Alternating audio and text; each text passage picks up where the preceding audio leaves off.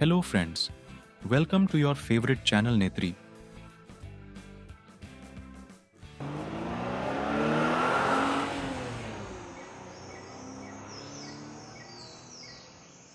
एक बार के जो कश्मीर के खूबसूरत गुलमर्ग के नागिन घाटी में चलते हैं, तो वहाँ का दृश्य बिल्कुल स्वर्ग से कम नहीं लगता। वहाँ के प्राकृतिक सौंदर्य ने मेरे दिल को छू लिया।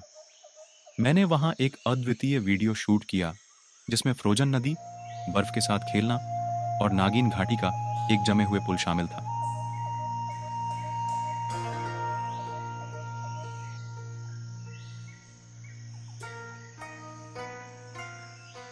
इस अद्वितीय स्थल की इतिहास कुछ ऐसा है कि यहाँ राजा नागदेव की रानी नागिनी की कहानी से जुड़ा है। विश्वास किया जाता है कि इस घाटी में उनका राज्य था।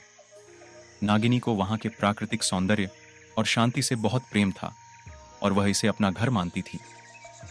उनकी प्रेम के चरणों की धरती ने हमें इस अद्वितीय स्थल की शांति और सौंदर्य के साथ मिलाया।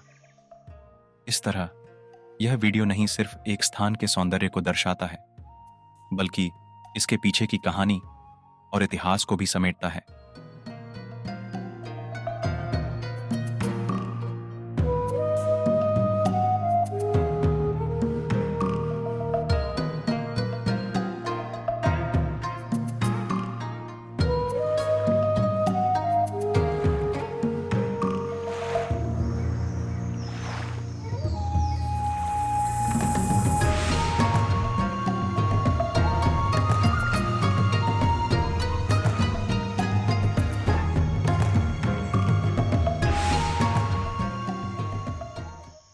यहाँ नदी की ठंड से जमी बर्फ के बीच चलते हुए ऐसा लगता था कि समय की रुकावट हो गई हो।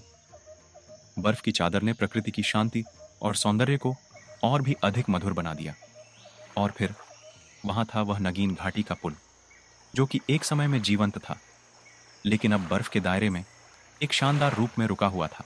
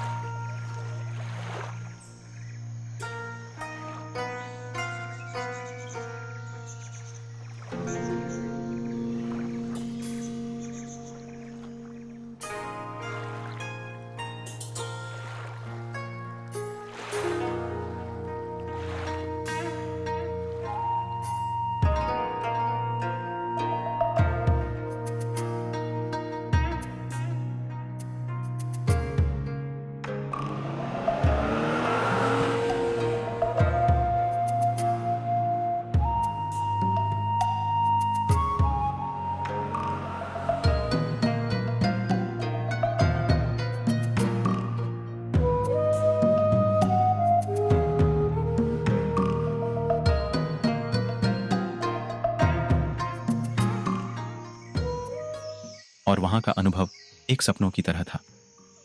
वहां पहुंचकर लगा कि समय ठहर गया हो। प्रकृति ने वहां की नदी को बर्फ की अद्वितीय कहानी में बदल दिया था। बर्फ की आंधी से ठंडक की चादर में लिपटी हुई नदी का नजारा मनोहारी था।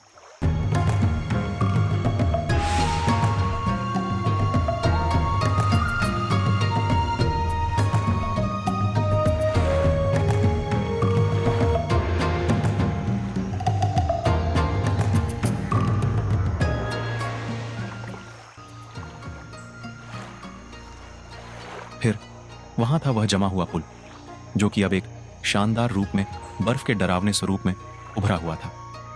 उसके निकट जाकर मैंने महसूस किया कि कुछ अत्यंत रोमांचक और पुरानी भूमिका से युक्त होता है।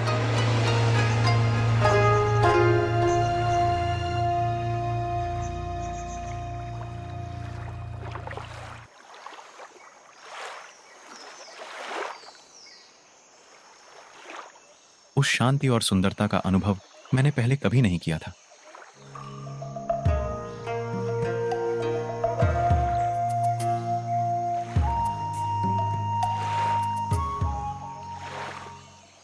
मैंने बर्फ के साथ खेला, उसकी गति को निगरानी किया और उसकी खामोशी को महसूस किया। नागिन घाटी की शांति मुझे स्वाभाविक रूप से प्रेरित कर रही थी।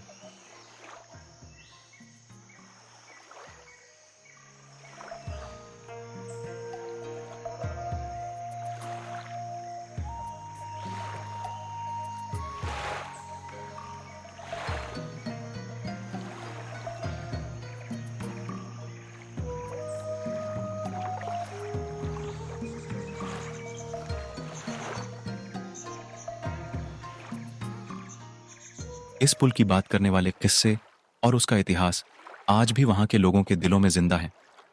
नागिन घाटी में निरंतर बर्फ जमने से नदी की सतह पर तूफानी बर्फ और आधे फ्रोजन झील का नजारा बनता है। मैंने नदी से बर्फ की प्लेट्स लेकर उन्हें जमीन पर तोड़ा और उनकी आकारों को क्रिस्टल के रूप में बनाया। यह अनुभव मेरे लिए अद्वितीय और रोमांचक था। इस यात्रा के दौरान मैंने न केवल खेला और मस्ती की, बल्कि मैंने प्राकृतिक सौंदर्य का आनंद लिया और उसे समझने की कोशिश की। मैंने इस अद्भुत स्थान की गहराइयों में जाकर उसकी सुंदरता को महसूस किया। इसी प्रकार यह यात्रा मेरे लिए एक अनुभव ही नहीं, बल्कि एक सच्चाई और आत्मविश्वास का भी प्रतीक बनी। मैं आशा करता हूं कि आपको भी मेरी यात्रा की कहानी पसंद आई होगी और यह आपको भी प्रेरित करेगी कि आप भी प्राकृतिक सौंदर्य का आनंद लें और उसे समझें। Thanks for watching. Please do like, share and subscribe my channel.